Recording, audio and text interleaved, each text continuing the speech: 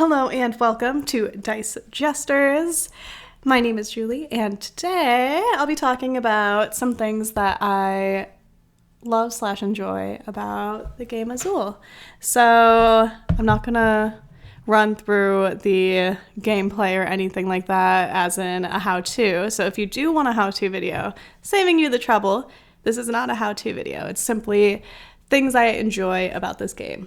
And to start it off with, I know that the backstory doesn't tend to be thematic to some people, but to me, I do really enjoy the backstory just because Portugal is one of those places that I want to visit due to the history there. Dave and I absolutely adore the history. There's actually a place in the backstory of this game that Dave wants to visit, and we do have plans on visiting in the future. Not cemented in plans, but plans nonetheless. And so I just love where this game came from. So like the tiles in it, tiles from Portugal. And I think that's just a cool concept. I love that they took an art piece that can be seen there and made it into a game. So you can take it around with you in a way. So that leads me into the next thing that I enjoy about Azul, and that is how the first player is designated. So if you're new or haven't heard our Azul episode, we do have a podcast where we do cover Azul. If you would like to hear my first impressions on it, how we felt after the first play, and then we go in to play it 9 additional times to see if it's a keep it to play or trade it away. So I won't spoil it for you if it is something that you're interested in listening to, but I do like how player one's decided, and that's because it's decided with whoever visited Portugal last, whoever was there recently.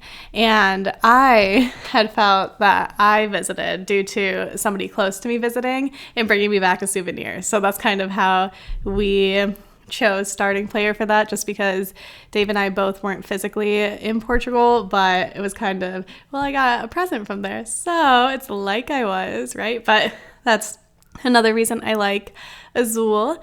Another aspect of Azul that is really fun to me is that it is a more laid-back game, but it has competitive aspects about it where you can kind of force somebody to take a tile that they may not need, dropping it to their floor. And what happens when they drop it to the floor is that they get negative points.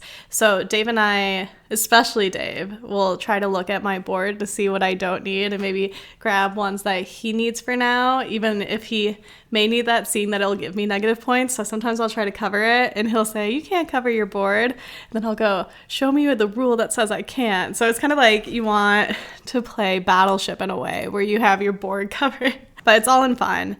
And then you can also rush the game too. So that's another fun item that I like about this game. So if we are in between 10 by 10s, or if we want to play a game and we just don't have enough time, this game, if we just go to play it and aren't playing it to see how long it goes or anything like that, simply just playing it because we want a quick, snappy game, we can knock it down to 15 minutes. We do have a YouTube video of us playing it for 15 minutes, I believe it is, and that's with kind of like an intro and outro. It was early YouTube for us, early YouTube. We're still in early YouTube, but we're still figuring it out. But if you want to see us do it in 15 minutes, you can find the video here on YouTube. Yeah, I just like Azul. I enjoy those several aspects. I didn't want to point a number about it because there may be different numbers for future games that I discuss. But otherwise, this game just holds so many memories. It was one of the first games that got me into the board gaming hobby. It was a game that has a great soundtrack on Melodice.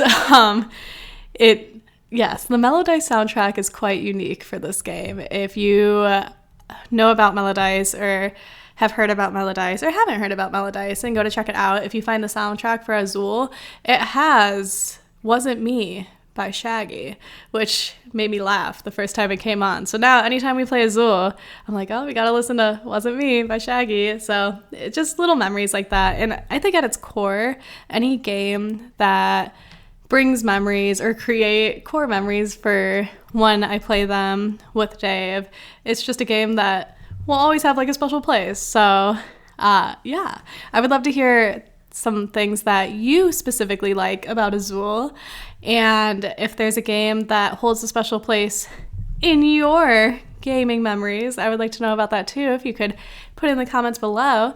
And if you'd like to listen to the podcast is Dice Jesters. It is on YouTube, of course, and then Spotify, Apple Podcasts, Pocket Cast, and anywhere else you may listen to podcast. But as always, be sure to play the games with the ones you love. And thank you so much for watching this video today. Bye!